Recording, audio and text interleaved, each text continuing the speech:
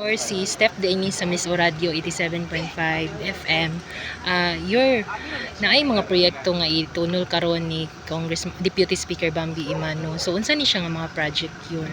Ang buntag, labi na sa katawhan din sa lungsod sa Claveria, sa Ma'am Steph Legañez, sa broadcast journalist sa Miss Or Radio, Miss Radio. Daghan kani ang ihatag nga groundbreaking o turnover nga proyekto gikan sa ato maabtik Deputy Speaker Bambi Imano. Una kining dalan nga nagsumpay sa atong tulay kay mao sa ni isa sa pinakalisod nga dalan sa dinhi sa Barangay Tabuk. Sukad pa sa akong pagkabata karon pag na realize ang pagsiminto ani so dako kaning tabang, no? This is worth 24.5 million pesos na concreting din sumpay kini sa Tulega sa Itus. Dako kaning tabang, no, para sa katawhan labi na sa matong mga igsong mag-uuma. Kaduha ang multi-purpose building sa Apos Kahoy National High School. Dito dapat ni unahan na din yung nag-implement National High School. Dako pong kamatabang ilabi na din sa atong lungsod, ilabi na gid din sa Tabuk na halos taga-adlaw ang ulan. So, gamit kayo sa atong mga estudyante. Ikatulo, worth 5 million yapon na completing dito sa Barangay Parmbugas, no? This is sa Puskahoy dito nahan Barangay Parmbugas na groundbreaking, no? Sa dalan yapon dito. Dayon ang ikaupat ang multi-purpose building sa Barangay Parmbugas yapon. Okay. So, sa katawan sa Tabuk, no? This is 6 barangays kumpo sa Barangay Tabuk. Ang among dakong pagpasalamat sa atong maabdik buutan nga Deputy Speaker Bambi Imano sa mga proyekto na iyang gihatag kanamo wala yung hupay sa pagsuporta o pag-alagad sa among lungsod. So kaning mga project is karon lang ni siya for year 2025. Naa pa ba kay gipangayo lain kang naapa Speaker Bambi? Atong paspasan mintas Deputy Speaker pa daghan pang mga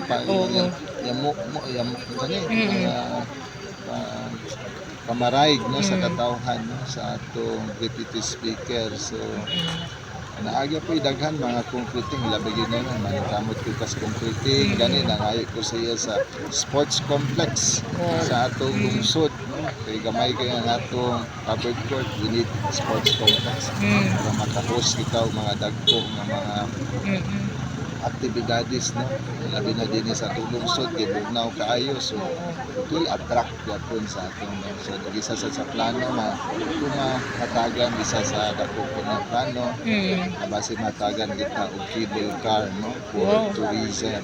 Tabuk kini sa dako kaayo nga kanal, 2 to 3 kilometers ang pagtabok.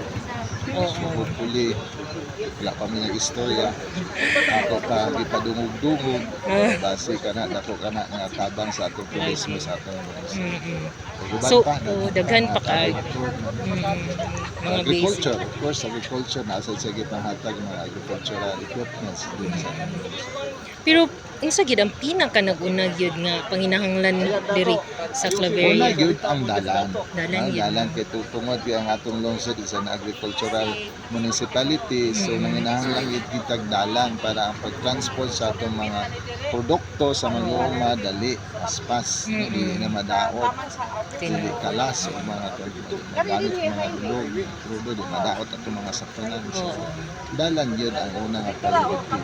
Kaduha siguro ang mga agricultural equipments, mga abono, o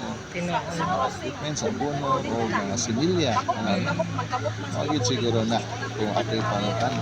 That's one. So, ano mga sideline na dayo. Isa, kaya ako magitin ang tabang sa turismo, ilabidan din sa Pagtimugso sa about 955. Madaghan kayo mga turismo ng gawas. So, might as well we will do mga extraordinary na mga proyekto na gugang sa ekonomiya sa paglambo sa ating lungsod.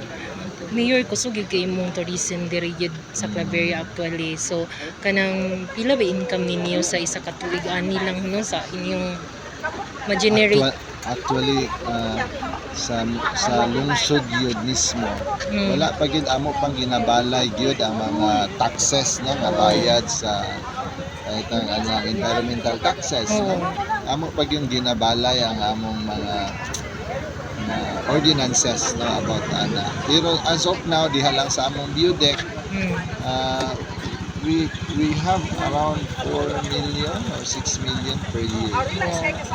Through tickets that's only Tickets 20 lang, pesos per Oh, entrance. dako kay na compare sa una nga wala pa baya na di ba?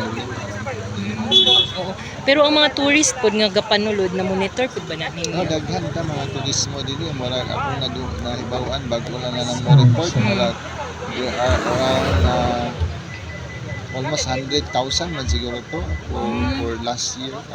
Oh, grabe daghan na jud eh. That's based on the entrances sa mga tourist spots din sa Tumbos. Mayor karon man gyud imong pinakauna di ba nga. Utrohon So, na mo sa unsay ako ang mensahe nimo para sa mga katawhan kagawad, na lang sa mga Claveria officials, no? no? Nga Before unsa pa pa imong mag-start, mahatag pa sa ilang Mag-ribbon cutting serbisyo? sa tauna. Tungod kay bago Tapos pa dirito man ko, ang this is my pila ka ba ka buwan? farm bukas, 100 diri days. ng apostahoy Oh, ng mga 100 days or council. more, less than, Alisa mo basta bago diri pa. sa So, atubangan as sa always, diri no, sa ada sila sa. lisod magkikita maghatag og pangapasalig no kay labi na ang mga politiko ron nga branded as sabay na hitabo sa atong gobyerno karon. Okay. Diri ang Ako sa farm una pa bukas, diri din ang apostahoy. kay mga pasalig sa katawan. Diri ang apostahoy. SK apil mo mga SK ha. Pirmi Og no. mga Dili mo undang council dili sa kapuyan munisipyo, doktor diri para din sa tunga. mohatag sa mga diri mo sa tunga proyekto sir. Aywan. kalambuan ug serbisyo sa atong katawan.